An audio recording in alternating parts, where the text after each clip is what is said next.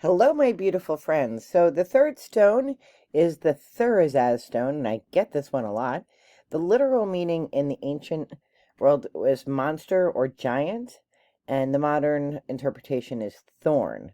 So, chaos and conflict.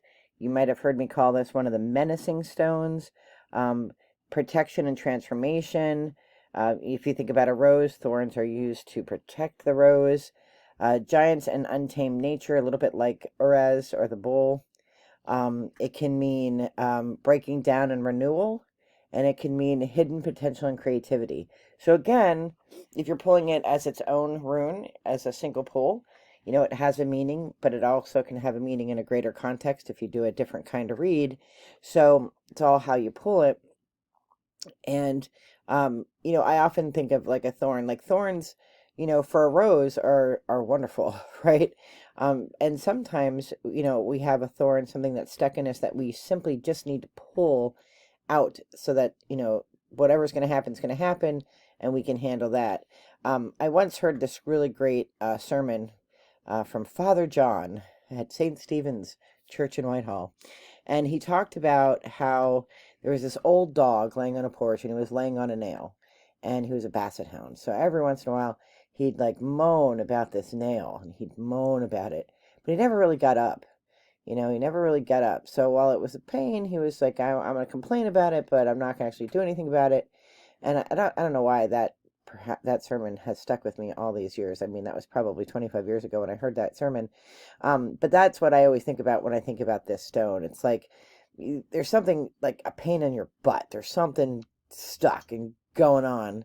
But what can you do about it to remove that thorn? Or do you need that thorn to protect you from some other force? So the journal prompts for this are, what do you need to break down, or what needs to be transformed in your life where,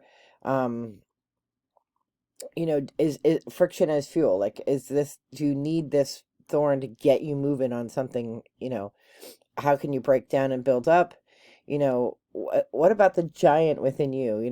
If you believe in giants, I personally do, because we have archaeological evidence of them.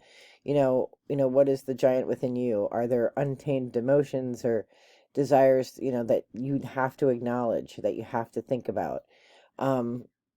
What are some creative sparks? What are some things within you that, that are like sort of sitting there and ready to be born and ready to be like, literally plucked out of you to get started and get moving?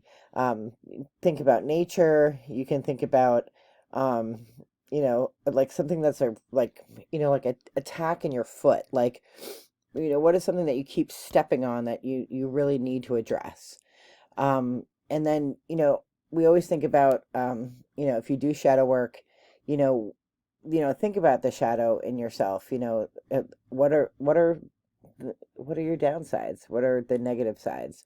And then how can you break free? What are some things that you need to break free from?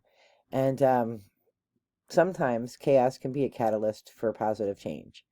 So it's an interesting stone because it really has you examine where you're stuck and where, like, what tack have you stepped on that needs to be pulled out. And that's what the Thurisaz stone is all about. So I'm wishing you all the best in light and love. Be well. Take care. Bye bye.